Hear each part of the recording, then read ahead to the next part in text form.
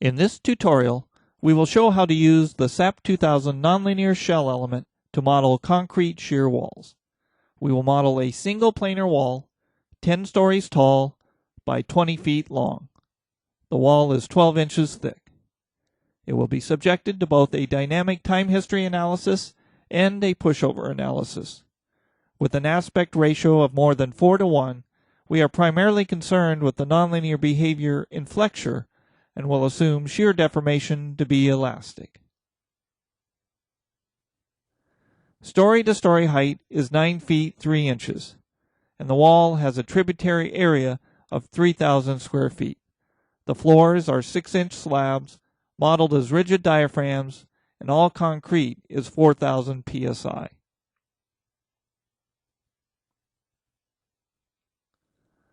Three different levels of reinforcing exist in the model. Walls with a reinforcing ratio of 0.3% exist in the upper 6 floors in unconfined concrete. Walls with 0.4% reinforcing in unconfined concrete exist in the lower 4 stories. And boundary elements 4 feet wide with 3% reinforcing and confined concrete exist along the outside of the bottom 4 floors. Now we will put the model together. First, we look at the materials. There are 3 material types that we will use in this model. All steel reinforcement for the rebar, confined concrete for the boundary elements, and unconfined concrete for the remainder of the wall. Select the all steel reinforcement. The Show Advanced Properties box should be checked so that we can view the nonlinear behavior. This is the rebar material, and it is uniaxial. This is important when we assign the material. Note that the weights and masses are set to 0. All loads and masses will be done as assigned point loads. Note the stress limits and click the Nonlinear Material button, and then the Show Stress Strain Plot button.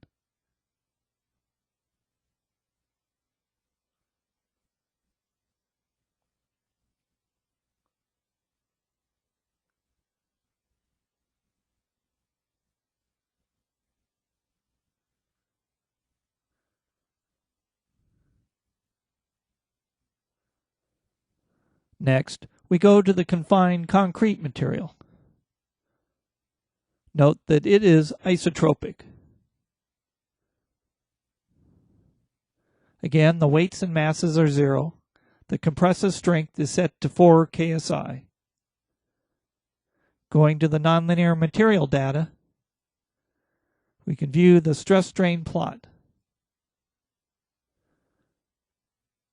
Note, as we move along the plot, the material carries no tension.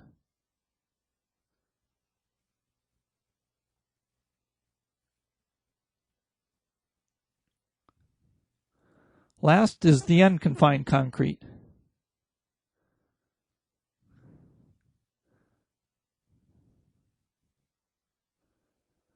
Again, 4 KSI compressive strength.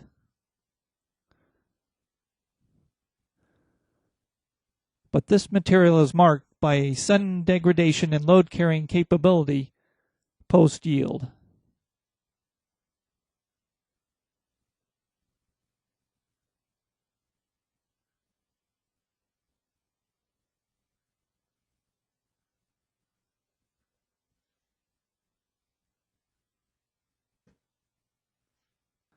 Next, we will define the area sections that represent our 3 different wall sections.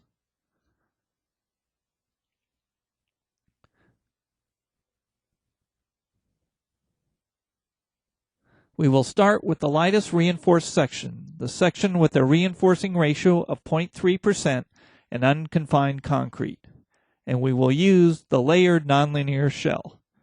This is the key to modeling nonlinear behavior of walls, as it allows us to define different layers for concrete and reinforcing.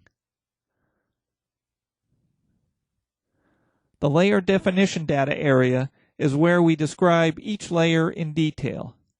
The layer name, the thickness, the type,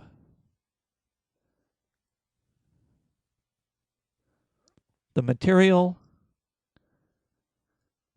angle, and the behavior in the different component directions. We could enter the properties for each layer directly, but for this model, we are going to use the Quick Start option instead.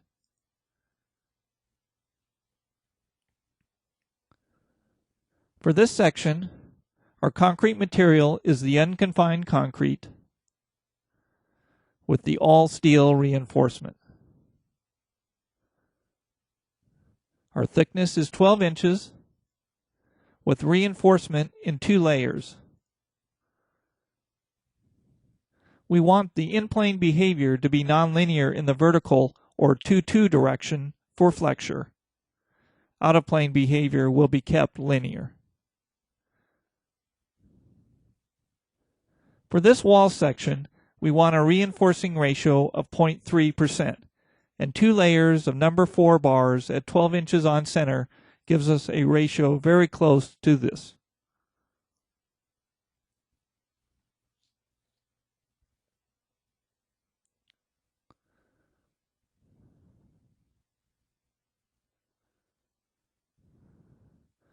We can now see that our layer definition data form has been fully populated.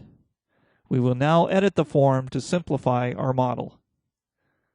The first layer represents our concrete membrane behavior. It is 12 inches thick, uses unconfined concrete, and is nonlinear in the vertical 2 direction. It stays as is. The next layer represents reinforcing in the horizontal direction. Since we anticipate shear behavior to be elastic, we will delete this layer. The next layer represents our first layer of vertical reinforcing. Again, membrane behavior using the steel material.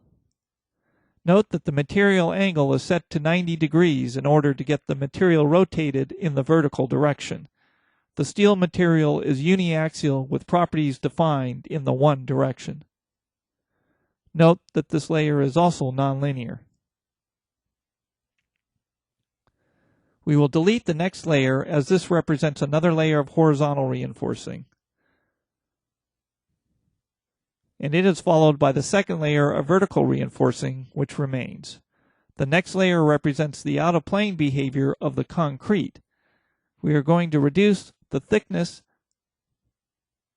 to 7.5 inches, which reduces the out-of-plane stiffness by 75% to include the effects of cracking.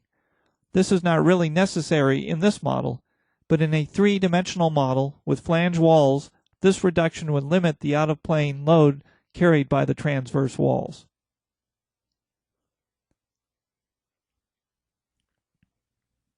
The next 4 layers represent reinforcing in each direction, top and bottom, for the out-of-plane behavior. We will remove these layers for this model.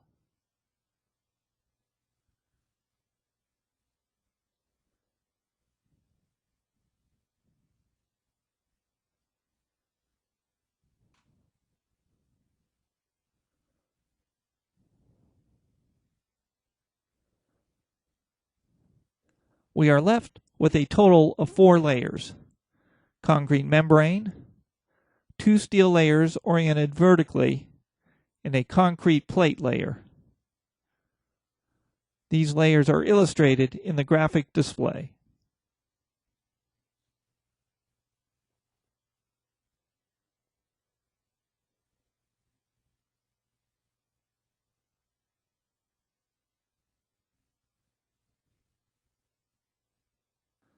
Now that we have our first section defined, we will copy it to create our other sections.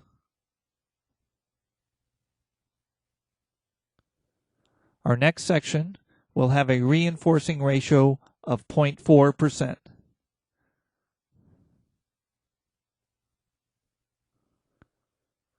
For this section, the concrete membrane layer remains the same, 12 inches thick, with unconfined concrete and nonlinear behavior in the vertical direction.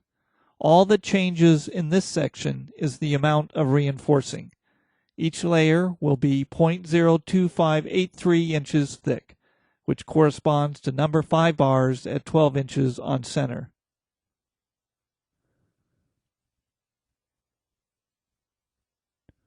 The two layers combined give a reinforcing ratio of approximately 0.4%.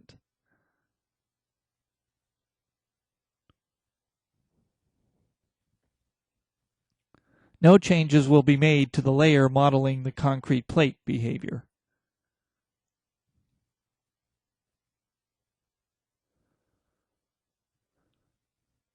The last section to be defined will be for the boundary elements.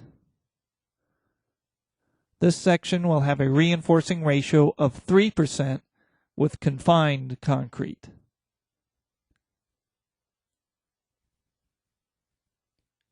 For the concrete membrane layer, we need to switch the material type to confined concrete.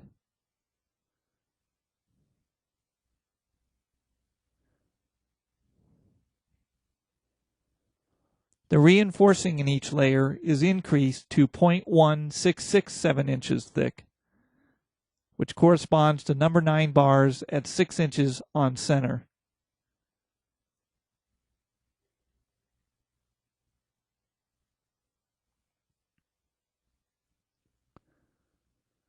The two layers combined give a reinforcing ratio of approximately 3%.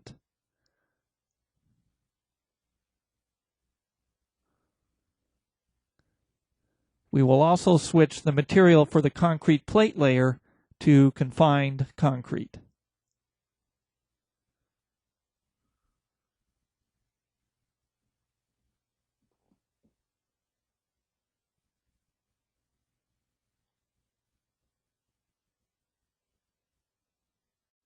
Now we can draw the wall. Click the Quick Draw Area Object button and select the 3% confined section. These are the boundary elements in the bottom 4 floors.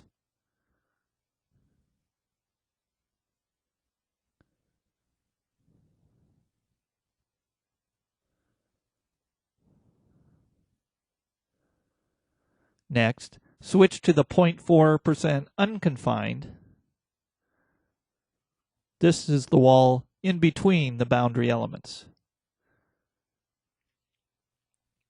Last, select the 0.3% unconfined to draw the remainder of the wall.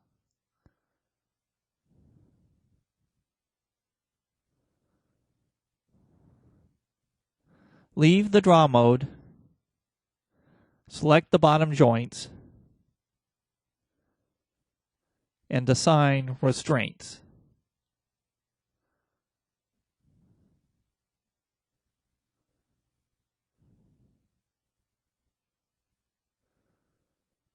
Next, we will add rigid diaphragms at each level. Select the joints and go to the Assign Joint Constraints command. Select Diaphragm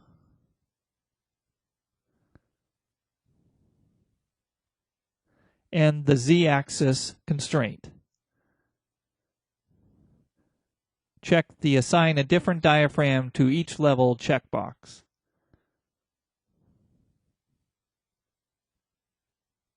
We can see that the program has defined a separate diaphragm at each level by going to the Define Joint Constraints command.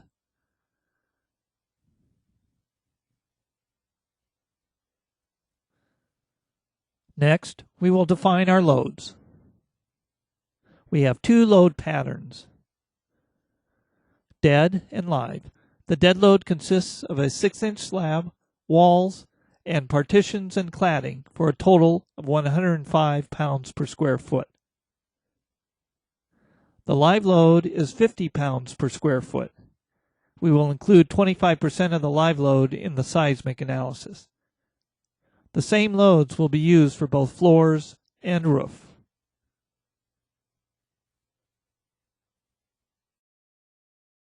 At the beginning of the tutorial, we said that each level supports 3,000 square feet of tributary area. The loads will be broken up as follows to each of the 4 joints at each level. The 2 exterior joints support 1,000 square feet of tributary area with a resultant dead load of 105 kips and a live load of 50 kips.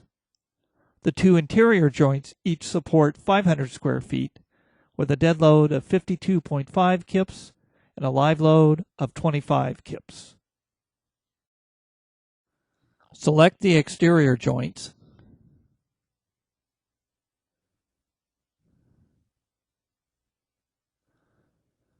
and assign the dead load of 105 kips.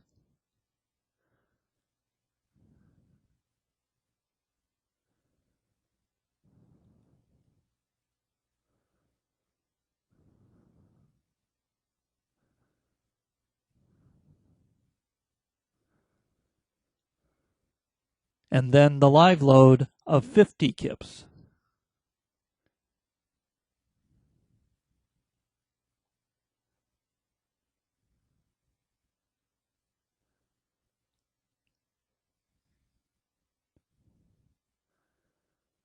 Select the interior joints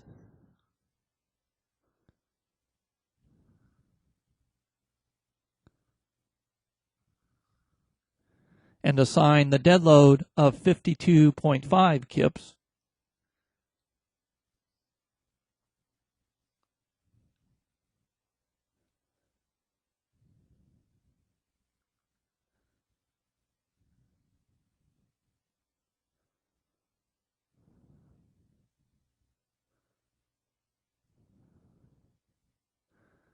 and the live load of 25 kips.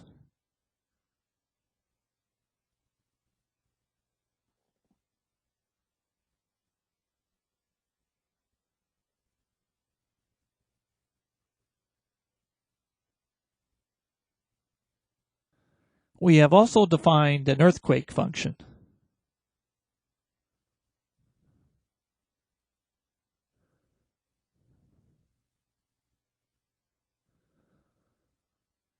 This record has a peak spectral acceleration of 0.425 g. We will scale it up to 1.5 g when we apply it to the model.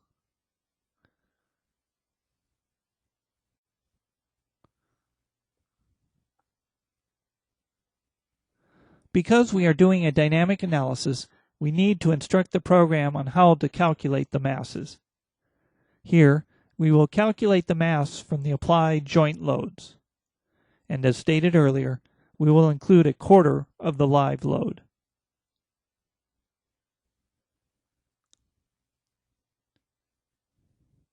Now we will review our load cases.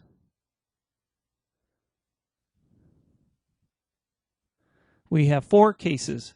First is modal.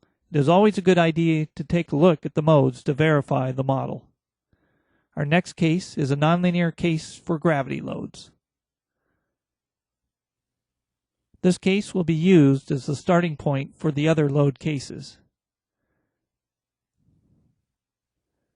In addition to the dead, we will include 25% of the live load.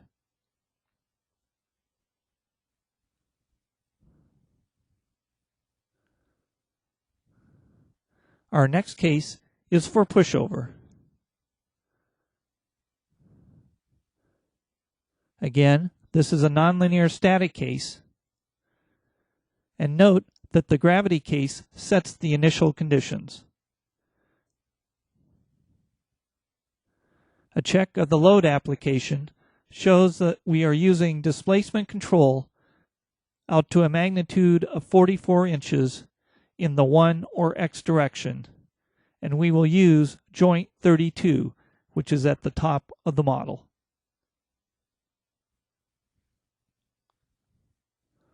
The last case is for the time history.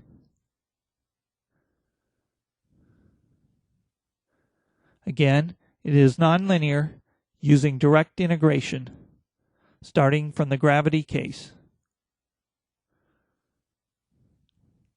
We are applying the previously reviewed Motion 1 record with a scale factor of 1363.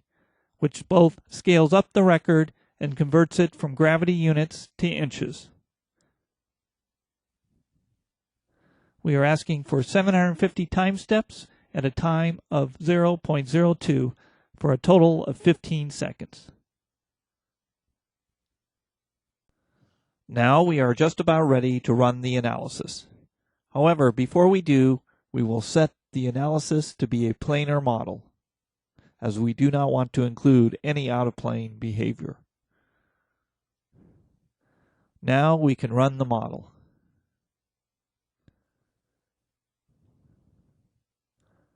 This may take some time as the program is performing 3 different nonlinear analyses, including a time history analysis.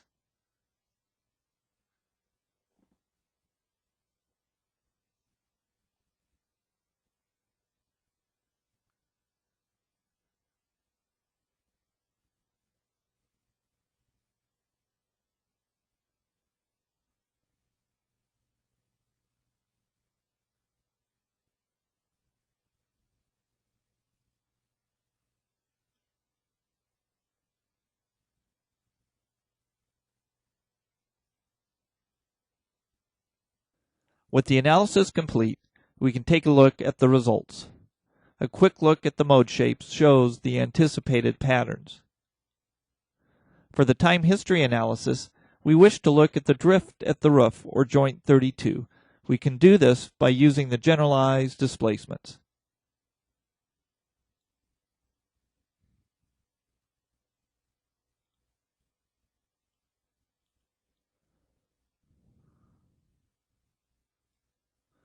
We want the U1, or horizontal displacement, to be divided by the height of the building, which is 1,110 inches.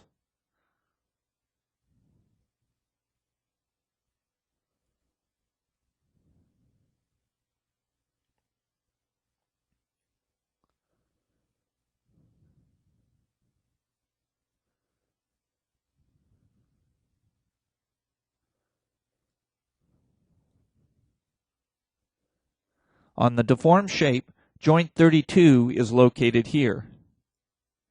Next, we go to the Display Show Plot Functions command. Select the time history case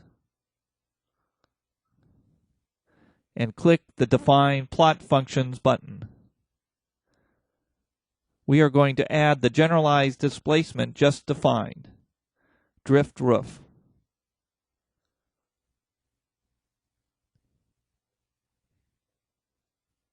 We are going to plot the drift at the roof versus time.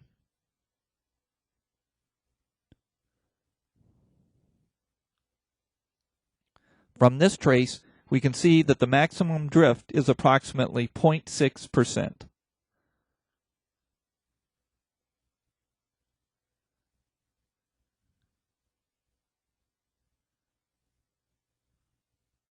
Next, we would like to plot the strain in the boundary element at the bottom story.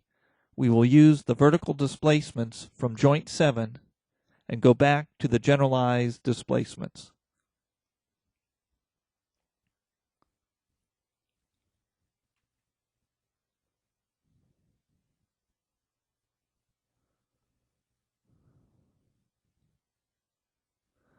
This time, instead of displacements in the U1 direction, we want displacements in the vertical, or U3 direction. We want the U3 displacement divided by the length of the story, 111 inches.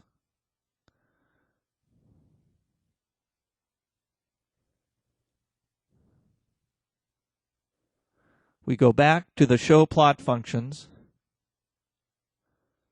and still using the time history case, remove the drift roof function and define a new function using the strain generalized displacement.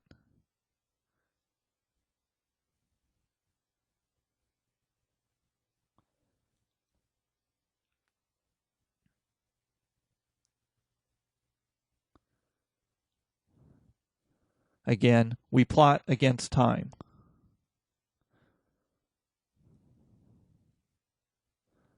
From the plot, we can see that the maximum strain is approximately 0.3%.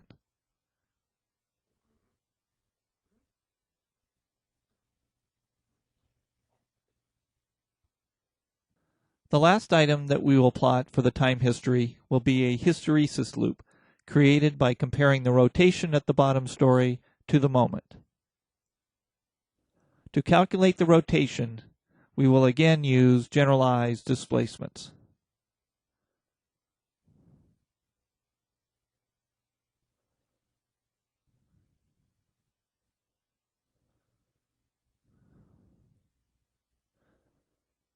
We will again use joint 7, but divide the vertical displacement by the length of the wall, 240 inches.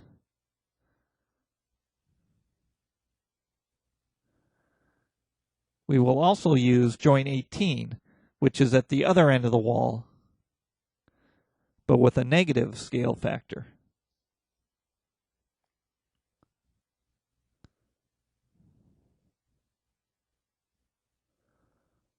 Now we need to create a section cut for determining the moment. Select the bottom story wall objects and the joints just above, and assign them to a group.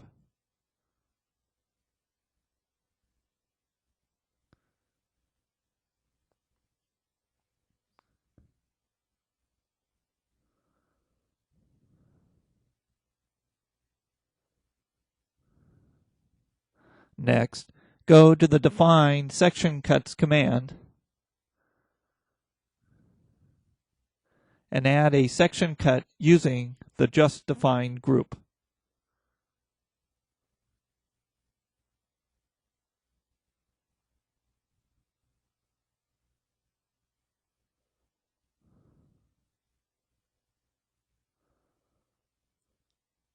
Now we can go back to the Show Plot Functions command.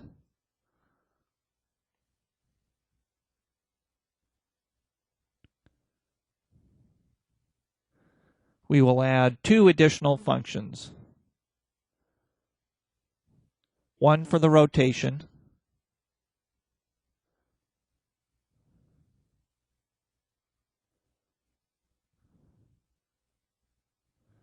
and one for the moment.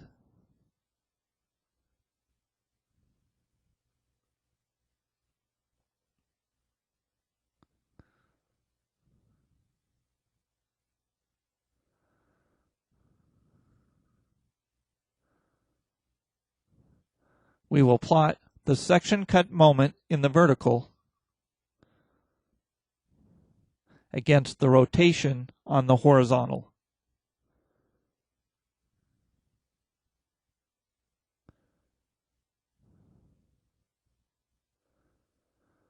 This displays a hysteresis plot.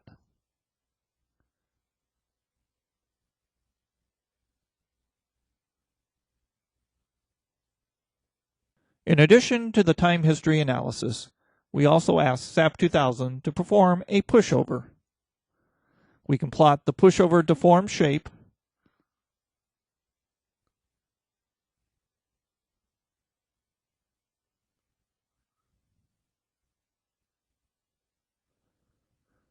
or plot the stresses in the wall.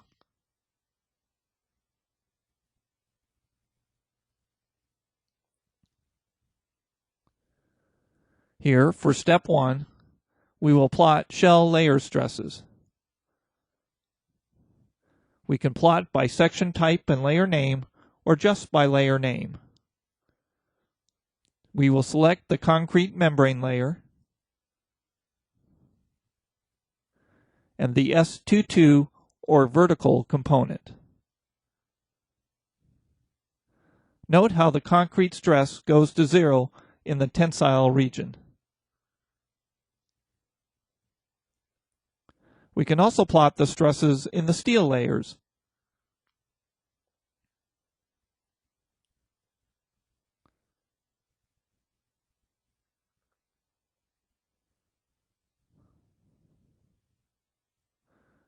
Note how both tension and compression stresses exist.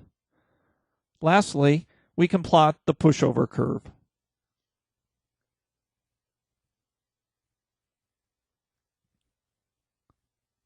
Here we display the base shear versus the displacement at the roof.